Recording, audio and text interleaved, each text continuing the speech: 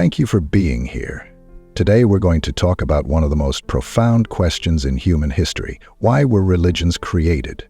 Not why people believe today, not whether a God exists, but why, at the very beginning, humans created these systems in the first place. This question takes us to the roots of what it means to be human, our fears, our hopes, our need for order in a world that often feels chaotic. If you think about early life on Earth for humans, it was brutal and uncertain. Food was scarce, predators were everywhere, disease struck without warning, and death was never far away. There were no hospitals, no science, no technology. In that world, survival wasn't guaranteed for another day, let alone a lifetime. And on top of all that, humans had something no other animal fully has: the awareness that they will die. That awareness is both a gift and a curse. It gave us intelligence, planning, and creativity. But it also gave us fear. How do you live when you know every road ends in death? That's where the first seeds of religion were planted. People looked at storms, earthquakes, droughts, and death, and saw chaos they couldn't control. They didn't have meteorology to explain lightning, or medicine to explain illness, or biology to explain why life ends. So they searched for patterns. And when they couldn't find them, they invented them. Thunder wasn't just sound, it was a voice. A flood wasn't random, it was punishment. If nature seemed alive, then maybe someone controlled it.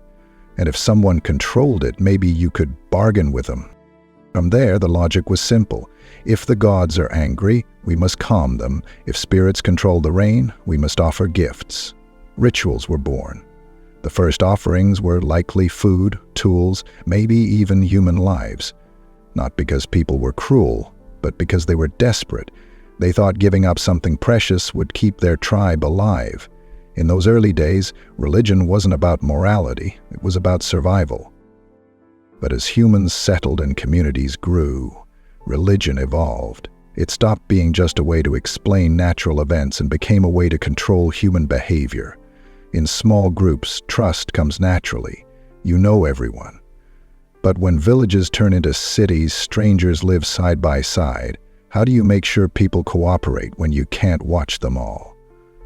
That's when the idea of an all-seeing God became powerful. If the gods watch everything and punish those who cheat, then honesty becomes the safer choice.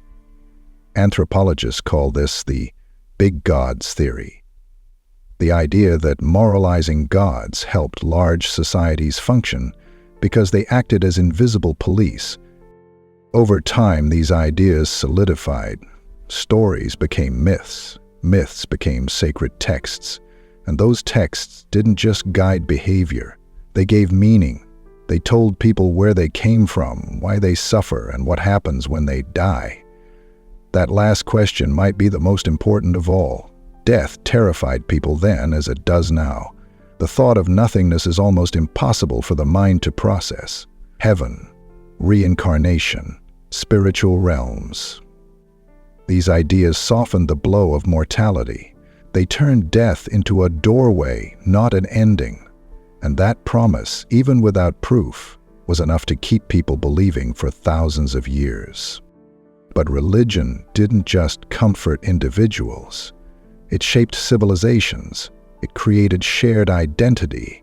You weren't just part of a family, you were part of a faith that gave people belonging in a world where isolation meant death. And it gave rulers a tool like no other. If you claim the gods are on your side, your power becomes absolute. Questioning the king becomes questioning the divine. That's why, throughout history, religion and politics have been inseparable. From Egyptian pharaohs called gods to medieval kings ruling by divine right, faith gave authority a sacred shield. This wasn't always malicious. Many leaders truly believed, but the effect was the same. Religion became a system of control as much as a source of comfort. And once power enters the picture, questioning becomes dangerous. Doubt isn't just a private thought, it's a threat to order. That's why so many religions developed harsh penalties for disbelief. It wasn't about theology, it was about stability. But beyond control, religion served something deeper, the human craving for justice. The world is unfair. Good people suffer, bad people thrive. If life ends in the grave, that injustice stays forever. Religion solved that by creating another life where everything is balanced. Heaven and hell, karma, cosmic judgment, different names, same promise, justice delayed but guaranteed. That idea gave hope to the oppressed and fear to the powerful. And hope and fear are two of the strongest forces shaping human behavior. Now, fast forward to today. Science explains what myths once explained. We know why storms happen, why diseases spread, why the sun rises without a chariot pulling it. Laws enforce order without needing divine threats. Yet religion remains. Why? Because the needs that created it are still here. People still fear death. They still crave meaning. They still want justice when life feels cruel. And as long as those needs exist, religion will find a way to survive, even if its explanations no longer hold up under scrutiny. But here's the turning point. For the first time in history, large numbers of people are asking whether we can meet those needs without illusion. Can we face mortality without heaven? Can we build morality without divine command? Can we create meaning in a universe that offers none? These questions are shaping the modern world. And the answer many are finding is yes. Not easily, not perfectly, but yes. Because purpose isn't given. It's made. And when you realize that, life doesn't shrink. It expands. The story of religion isn't just the story of belief. It's the story of humanity trying to make sense of a world that scared and amazed us. Religion was our first attempt at understanding, our first attempt at ethics, our first attempt at hope. But it was never the last attempt. Knowledge grew, and with it, new ways of living without leaning on the supernatural. That's where we stand now, on the edge of a future where meaning isn't written in the sky, but in our choices. When we talk about why religion was created, we have to start with the mind itself. Human brains are meaning-making machines. We hate randomness because it feels dangerous. If something bad happens for no reason, then it can happen again anytime, and that uncertainty is terrifying. So we invent reasons, even false ones, because reasons feel safer than chaos. This is called pattern seeking, and it's built into our biology. It's why we see faces in clouds, why we knock on wood for luck, and why our ancestors believed storms were punishments. They weren't stupid, they were human, and humans would rather believe in an angry God than in a world with no rules. There's another mental bias called agency detection. It's the tendency to assume that events have intention behind them. If the grass moves, we assume a predator is hiding, even if it's just the wind. This bias kept early humans alive because the cost of being wrong was low, and the cost of ignoring danger was death. But this instinct didn't stop at animals. It spilled into how we interpreted nature. If something moved, there must be someone moving it. If something happened, someone caused it. This gave birth to spirits, gods, and demons. Lightning wasn't just energy, it was anger. Disease wasn't microbes, it was a curse. Agency detection made us see minds where there were none. And from those imagined minds, religions grew. But religion wasn't just a mental glitch. It solved real problems. It gave people rules when laws didn't exist. It created rituals that gave structure to life. Rituals seem strange from the outside, but they serve a purpose. They reduce anxiety by making life predictable. When you repeat an action, you feel like you're controlling something, even when you aren't.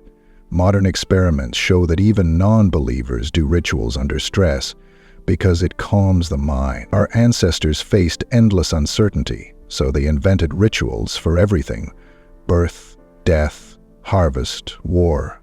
These rituals bonded people together, which made groups stronger than individuals.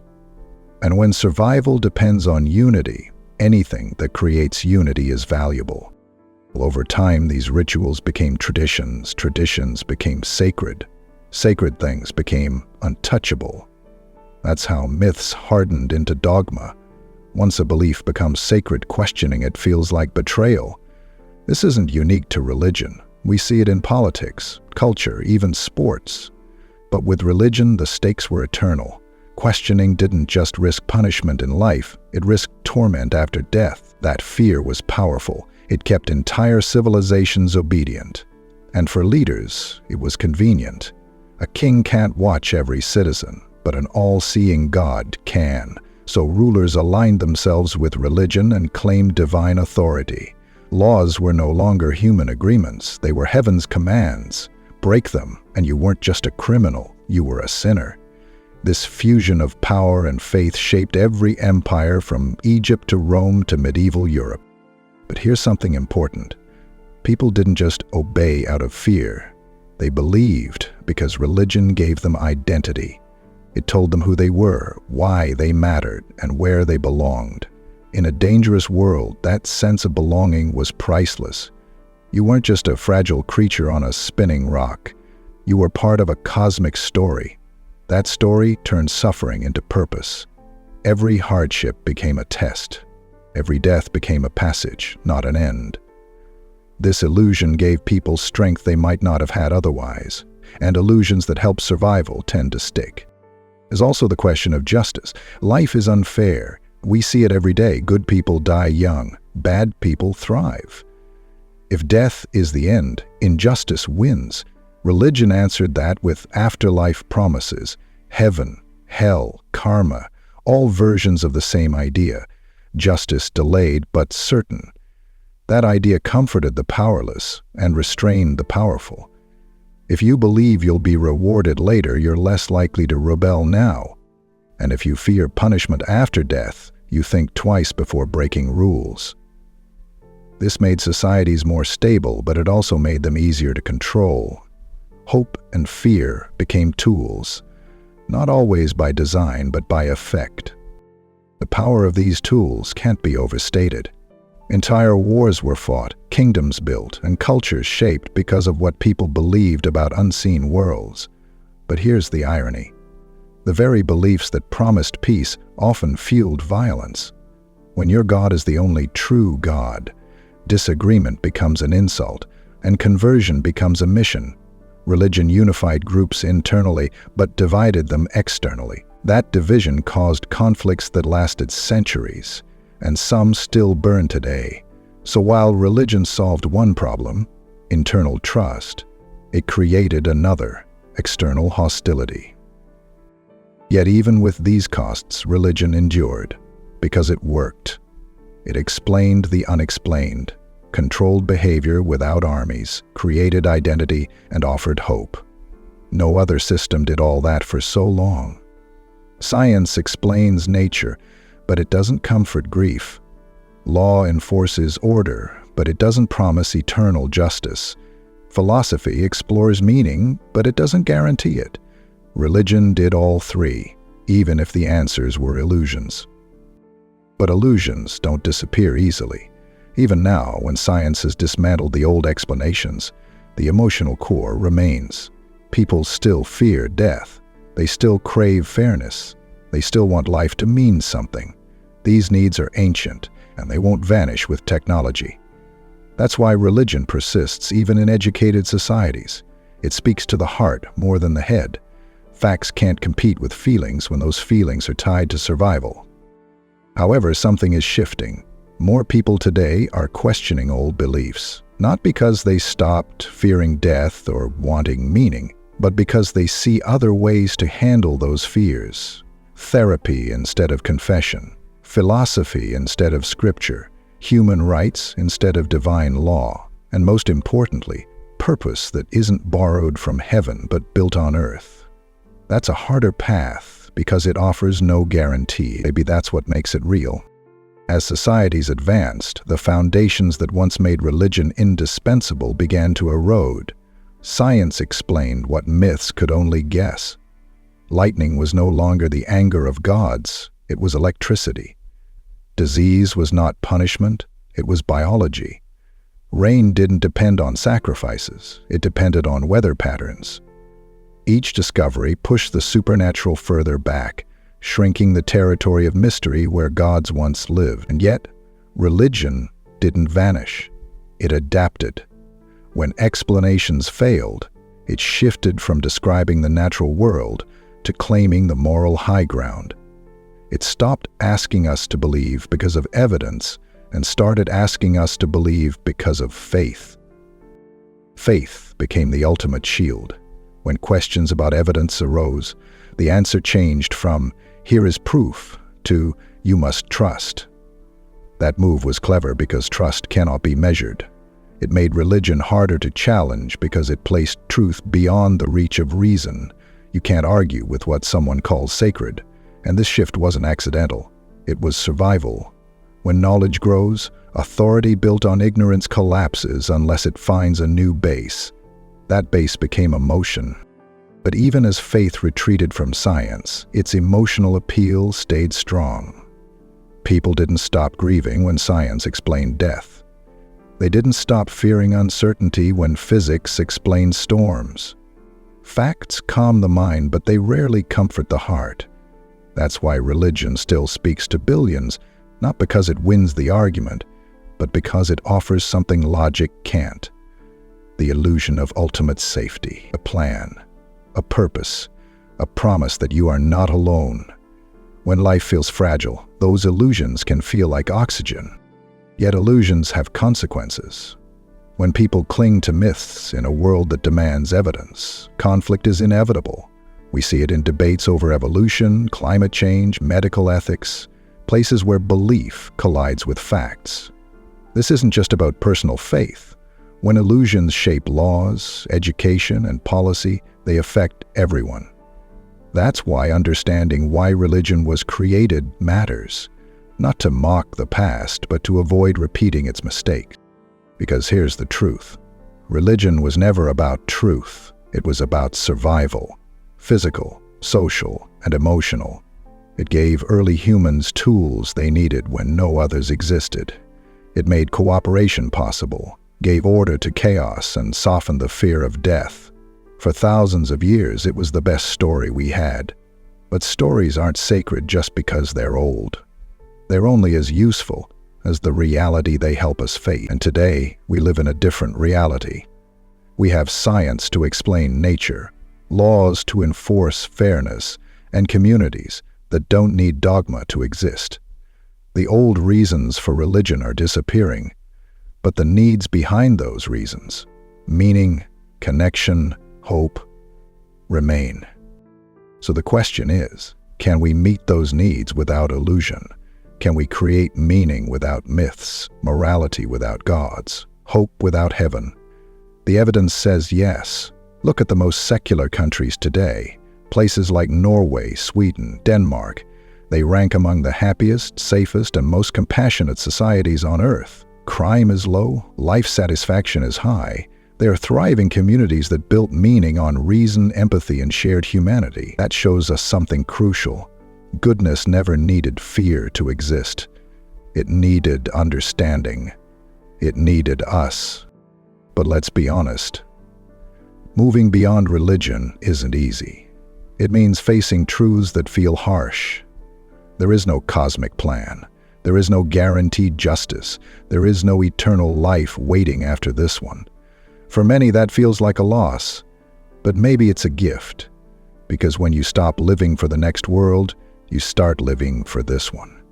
You stop postponing joy for paradise and start creating paradise here. In kindness, in art, in love, in small acts that make a short life meaningful. That's the irony.